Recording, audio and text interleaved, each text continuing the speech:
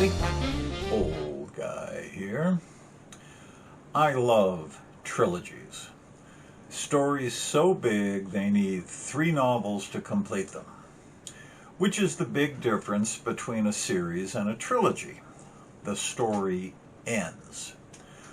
Or at least it ends one thing to possibly start another. A series, goes on and on, usually centered around a couple of characters. And while some series start out as trilogies and can be safely so regarded until the 4th or so book shows up, I make the distinction thusly. The story ends with the 3rd book. That particular story, anyway. Thusly. Number 10, The Trilogies Trilogy by John Christopher. The White Mountains, The City of Gold and Lead, The Pool of Fire. I read this when I was a kid because, well, it's a kid's story. Intrepid Will Parker and his friends defy the capping ceremony, mandatory at age 13, and escape to the White Mountains ahead of the tripods. Sort of pre-Hunger Games, but with aliens. Number 9, The Arthurian Saga by Mary Stewart. The Crystal Cave, The Hollow Hills, The Last Enchantment. Now, I've mentioned the Crystal Cave at other locations, but the entire trilogy is just a masterpiece. The story of Arthur as told through Merlin's eyes, this is the best modernization of T.H. White's The Once and Future King that I've seen. I think it also was the base for that pretty good movie Excalibur, but don't quote me. And yes, I see that Stewart has written a few other novels on the theme, making this more series than trilogy, but the original 3 are complete in themselves. Number 8, The Crossroads Trilogy by Kate Elliott. Spirit Gate, Shadow Gate, Traitor's Gate. I've mentioned this trilogy in other locations because it remains one of my favorites.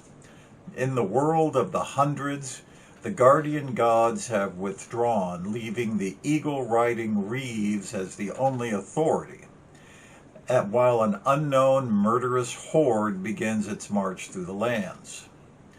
The bride-to-be, May, remains one of my favorite literary characters. The Carla Trilogy by John Le Carré. Tinker, Tailor, Soldier, Spy, The Honorable Schoolboy, Smiley's People. Again, one of these I have mentioned earlier, and yes, the character George Smiley makes this more series than trilogy, except these 3 books are considered a separate story.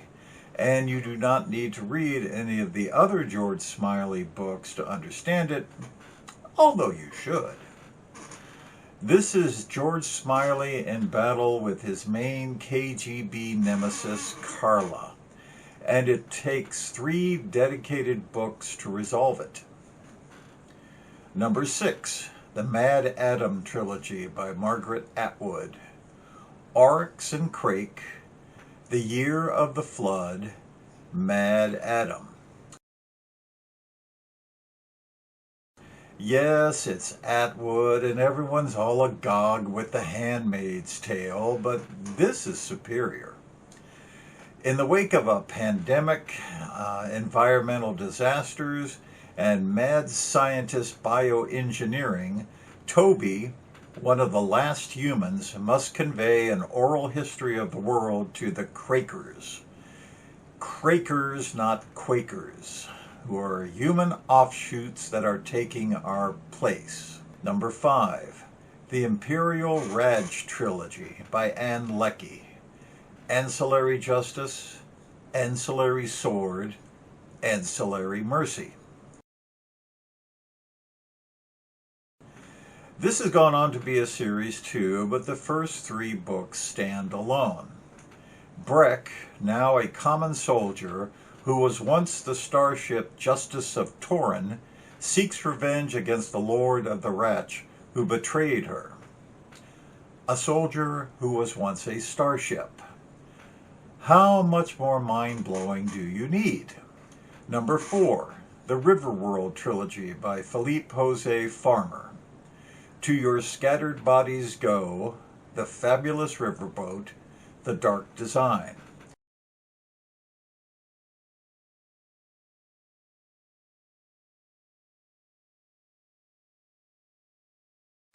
Yes, I know, this is no longer a trilogy but a series, but as far as I'm concerned, it stopped with the 3rd book, which very much feels like Farmer had grown tired of the story and simply wished to dispense with it. Despite that, this remains among my favorites. All of humanity wakes up one day alongside a world-girdling river and must figure out why. Number 3, the Inheritance Trilogy by N.K. Jemisin.